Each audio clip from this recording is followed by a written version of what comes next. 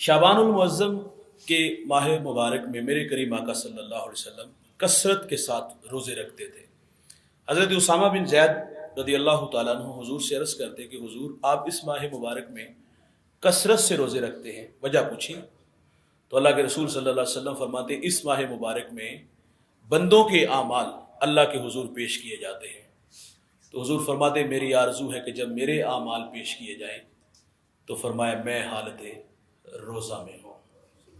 اس ماہ مبارک میں ہمارے اعمال پیش کیے جاتے ہیں تو بھائی شوق تو ہونا چاہیے، سجدے ہوں، کان میں قرآن کے نغمے ہوں اور دکھی انسانیت کی خدمت ہو۔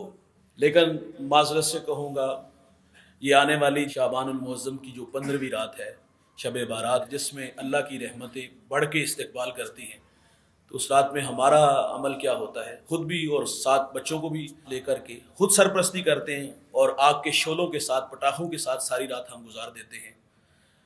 اسلام کا حسن ہے کہ لا یعنی چیزوں کو، بے مقصد چیزوں کو چھوڑ دو۔ ساری رات خود بھی آگ سے کھیلے اور ساتھ بچوں کو بھی کھلاتے رہے۔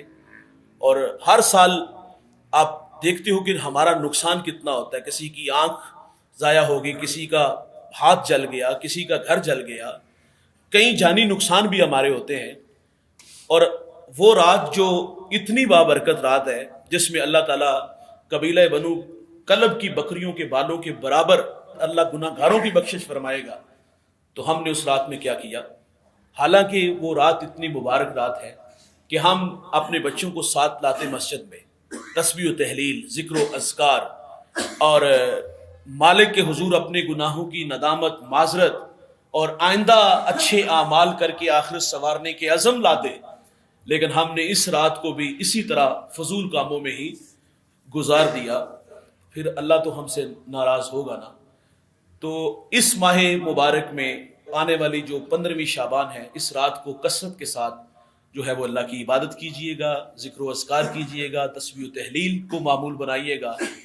اور میرے نبی فرماتے 5 راتیں جس میں اللہ دعا قبول فرماتا ہے۔ ایک فرمایا شب جمعہ، عیدین اور رجب کی پہلی رات اور 15ویں شعبان کی رات کو اللہ تعالیٰ سے جو بھی دعا کی جائے اللہ دعا قبول فرماتا ہے۔